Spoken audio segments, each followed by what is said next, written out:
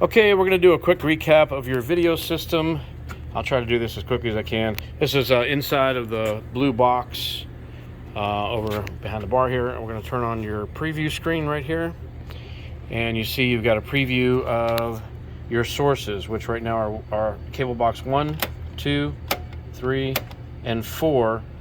And those reference your cable boxes down here, 1, 2, 3, and 4. Which 4 is there, I promise.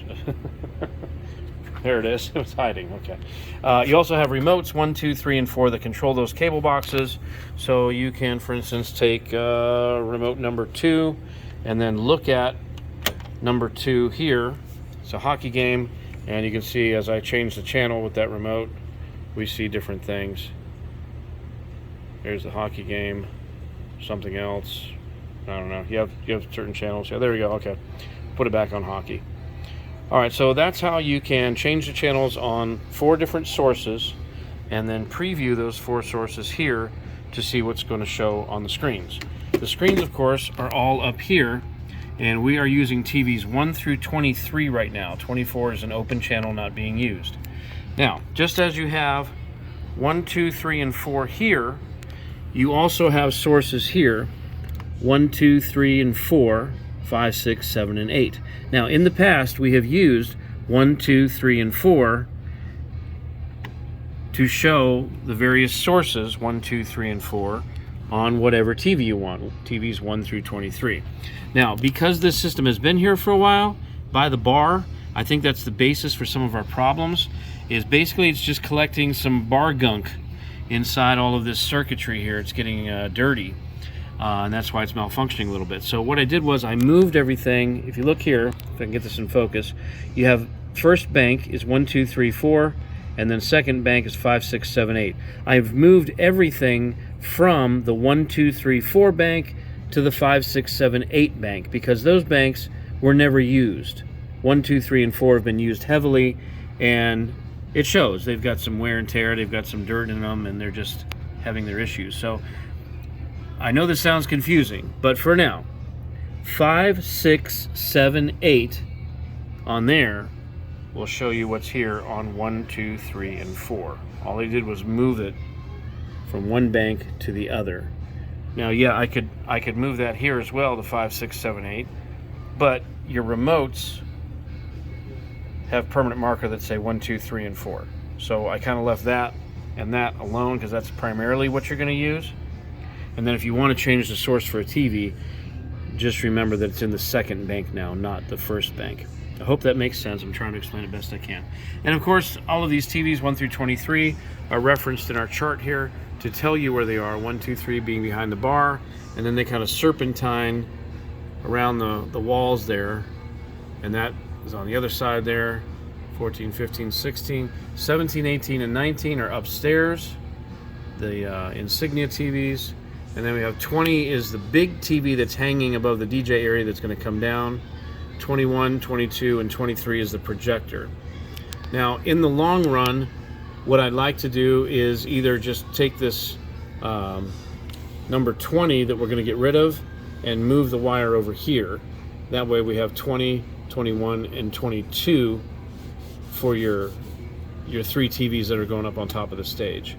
For now, what I'm going to do is I'm going to take the number 22 signal right here, and I'm going to copy that signal and just leave a cord hanging here so that if you have that third TV to put up there tomorrow, there'll be an HDMI cord you can plug into it, and whatever's playing on 22 will also play on 23, which should work because what are you going to play but the Super Bowl tomorrow?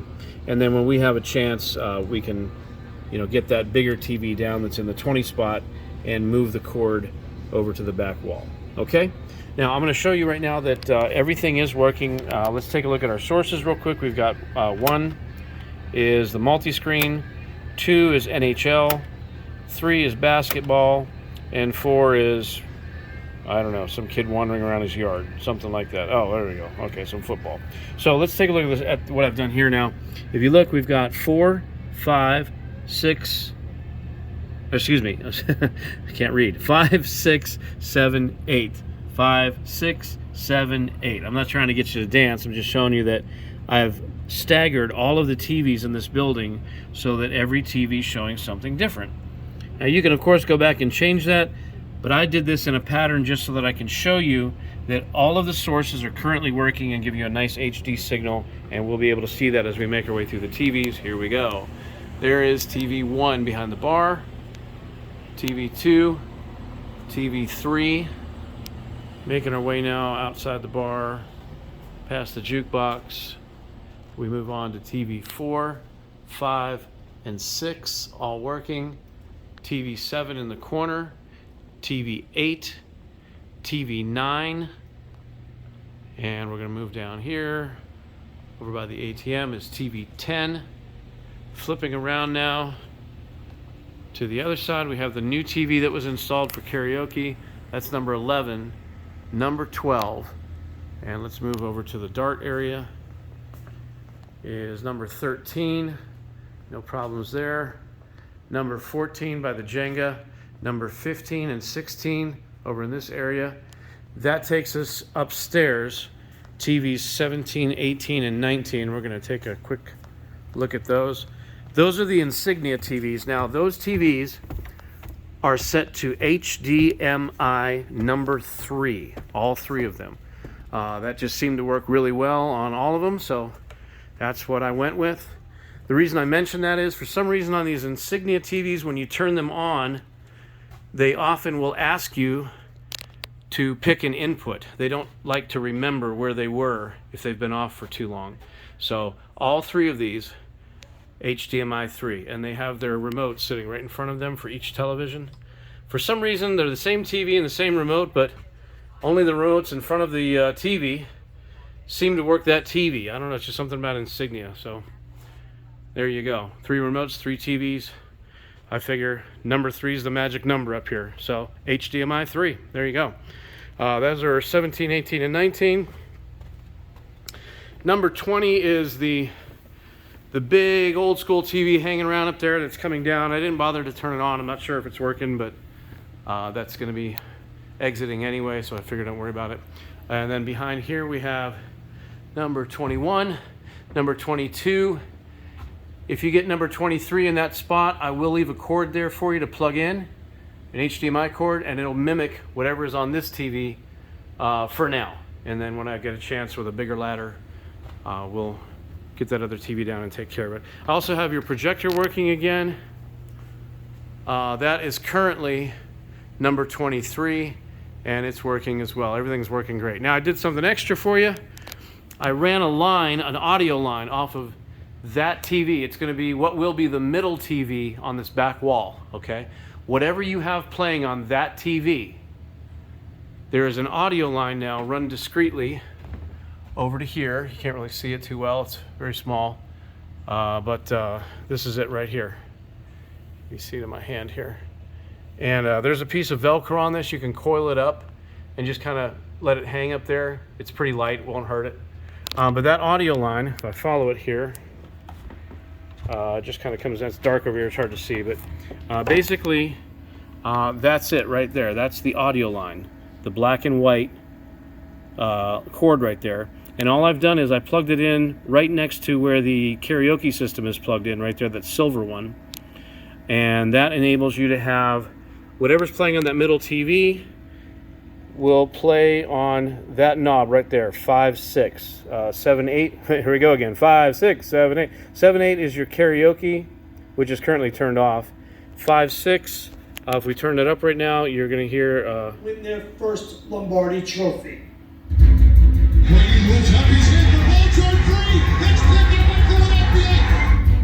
The core 4 behavior lessons they've learned forward to the next generation of Eagles greats. Being this is my second time around playing the Super Bowl, the biggest thing I took from it is... So I'm sure this phone video is not doing that justice. It sounds absolutely like a stadium in here. If you turn that up, you're going to have fantastic sound for the Super Bowl. But like I said, it's based on whatever is on that top TV in the what will be in the middle is what you'll hear if you turn that knob up and plug it in. So I'm going to leave that set up for you, and I'll just turn it off with the switch. Let me show you where the switch is. All you have to do is turn it on and turn that knob up. The switch is, there's the Dell screen for the thing. right underneath it, that's the switch. If you turn that on and then turn up the knob for 5, 6, you'll have amazing sound. There it is. Second to the right. Second from the right. You'll have amazing sound for the Super Bowl, and all of your TVs are working perfectly. So, one last thing I want to show you, and hopefully this video will allow me to get back here before I run out of time on my phone, but okay.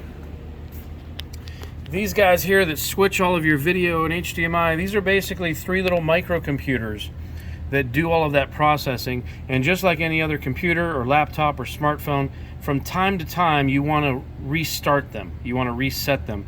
These run continually here, and eventually they'll have errors. And when that happens, you might have a TV that blinks. You might have a TV that blanks out on you. First thing to do to try to fix that, if you do have an issue like that, I've written down here, I don't know if you can see it real well, but it says reset. And there's an arrow pointing to a very specific spot. Now, if you reach underneath where that arrow is, right there, you'll feel a switch. There's a little plug switch right there. And if I turn that off, it turns off your entire video system in the entire building, okay? Leave it off for about 5 seconds, turn it back on.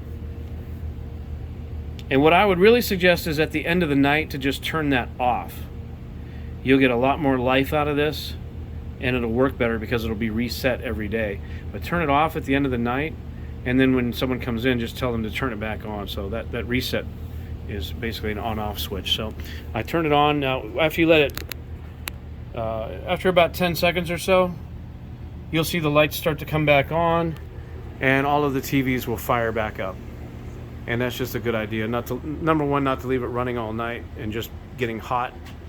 And number two, resetting that system does help it to just kind of clear stray voltage on the capacitors, which can cause errors and lots of other geeky stuff that we can talk about later. All right, but you are good to go, my man.